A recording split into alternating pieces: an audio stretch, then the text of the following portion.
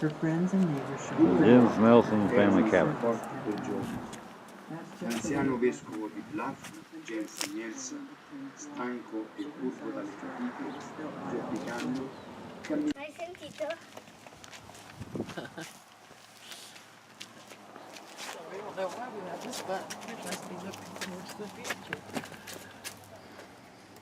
The women and children in Bluff watched from the windows of their small log homes as 100 Navajo warriors with faces painted black rode into the fort on their horses, brandishing guns.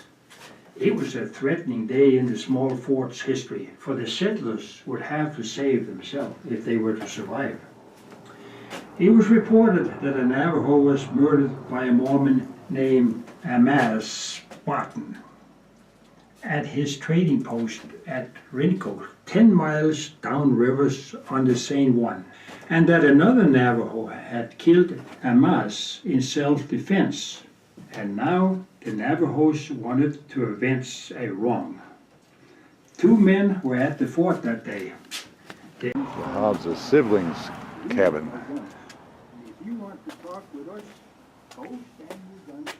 I was just 22 when called to the San Juan Mission.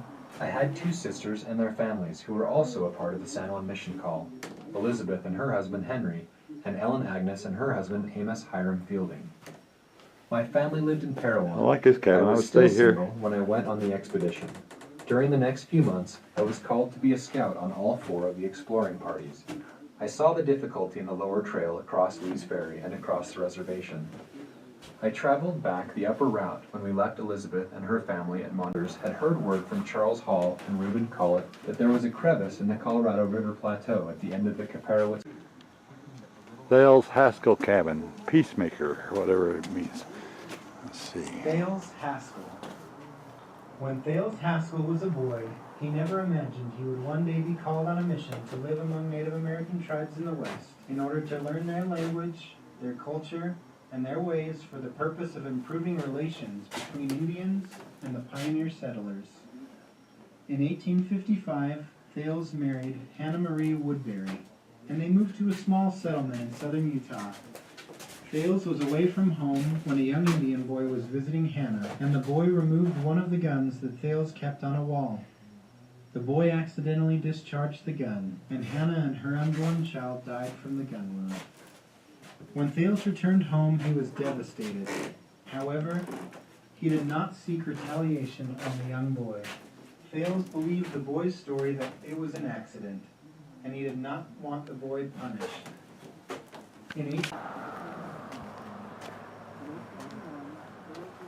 Barton Blacksmith Shop. Commerce was good with the new settlements. A number of trading posts sprouted up. Amasa Barton started his trading post, the Rincon, near San Juan Hill. Often customers would bring items for pawn. An Indian named One Eye had brought in a gun to use for trade at the trading post. A few days later he returned bringing a broken gun, hoping to exchange that one for the working gun, and maintain the same amount of credit or pawn. Amasa explained that that was not fair and that he couldn't make the exchange. One Eye and his renegade friend became agitated. Amasa invited the two to a meal which his wife had prepared. After a nice lunch, they returned to the trading post and continued their dialogue. The renegade friend pulled out his gun and fired at Amasa. Amasa ducked, and the bullet mortally wounded One Eye. Seeing what he had done, the renegade fired again at Amasa, and hitting him in the head, mortally wounded him. Sister Barton, hearing shots, came running, and when she saw what had happened, she gave a young Indian boy named Posey $2 to deliver a message to folks in the Bluffs. I think the same kind of rough back then.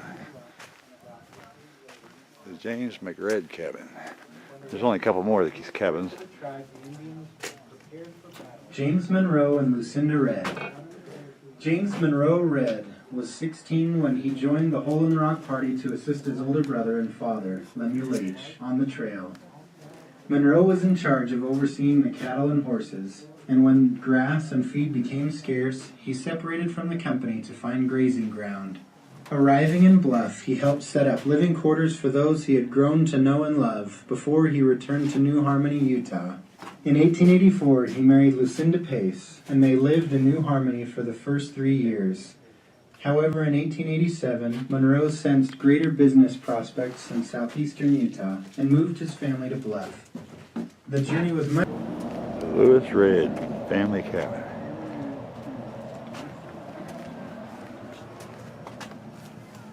In response to your letter, I was going to say that after having traveled 6 months, driving a team myself, to have a real room, to be able to stand up to dress and undress, to be able to open and close a real door, let light in through a real window, make my bed and walk around to do things, was joy unsurpassed.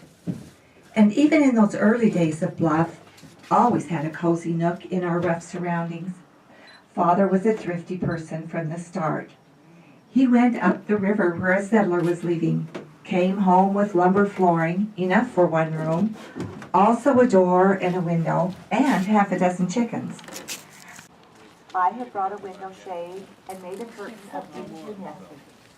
And oh, you can't imagine what that 1-room log cabin with a real door and a window nesting.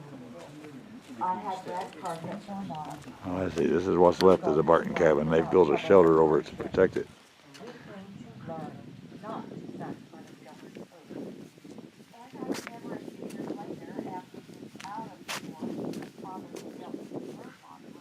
This is the original family cabin. This is the biggest one.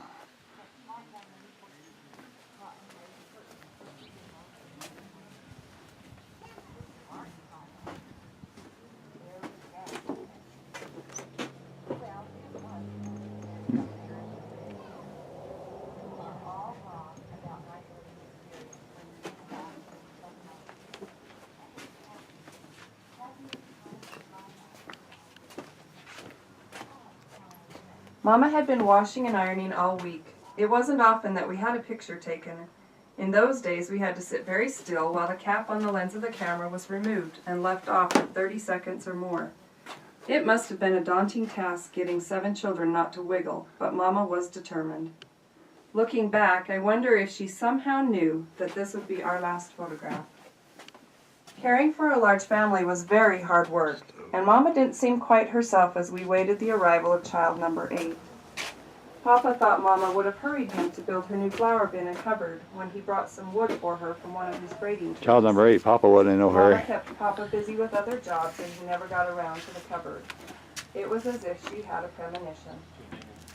Mama passed away a few days after giving birth to my youngest brother, Ray yesterday. Papa had been laying out wood for Mama's cupboard.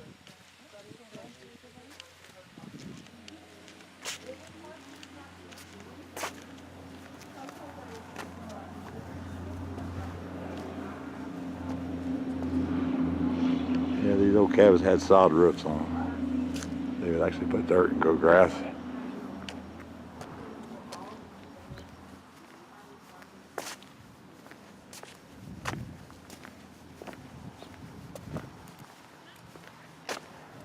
We're just about done here. The Lyman family cabin. Platt D. Lyman. Platt was born in the back of a wagon on August 20th, 1848. 2 wagons had stopped on the banks of the Platte River for 30 minutes while he was born.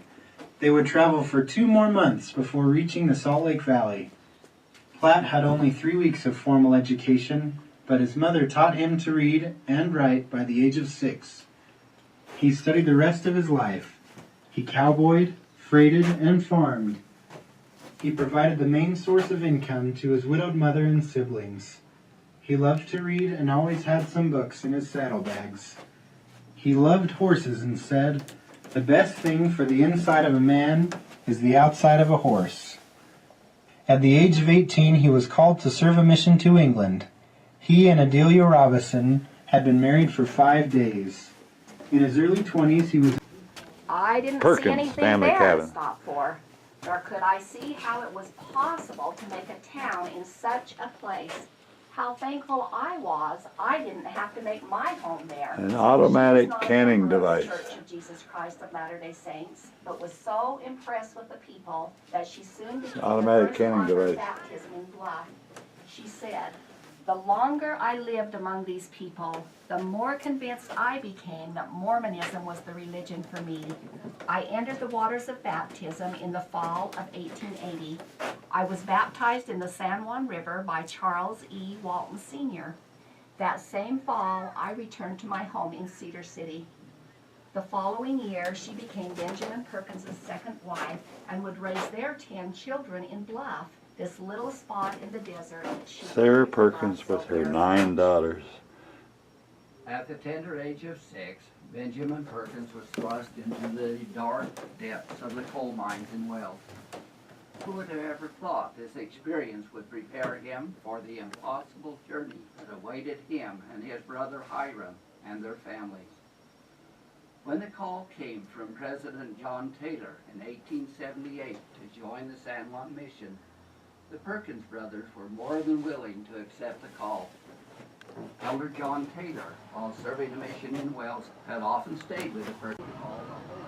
And this is what's left of the Women's Jones home. It's just the original walls. And that's about everything. It's kind of a neat little stop. They got a memorial for veterans here. And they got a farmer working in the garden.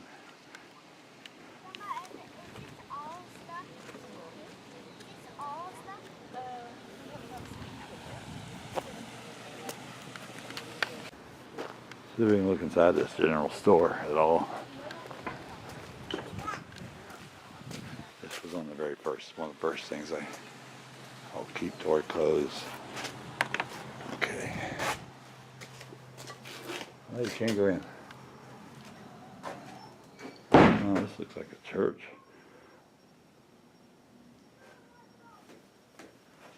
Or a school, or both.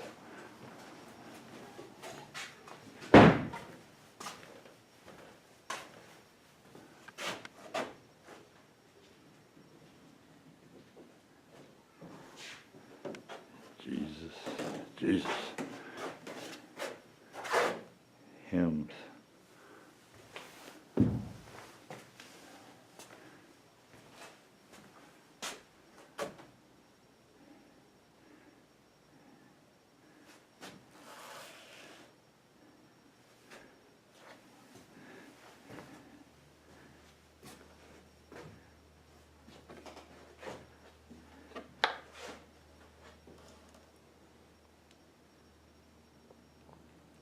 Congregation, I say to thee, stop smoking thy pipe and evil things within thy pipe. Ye shall burn in hellfire and damnation.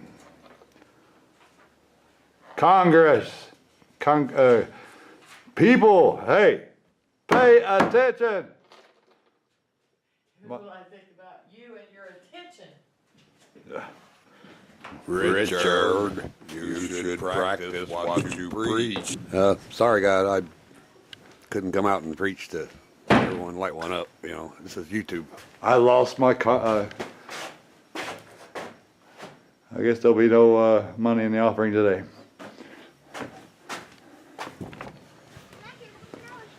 Grapevine here's got grapes all over it. So the old pioneers kept their bottle gas behind wooden fences. I locked the truck. What?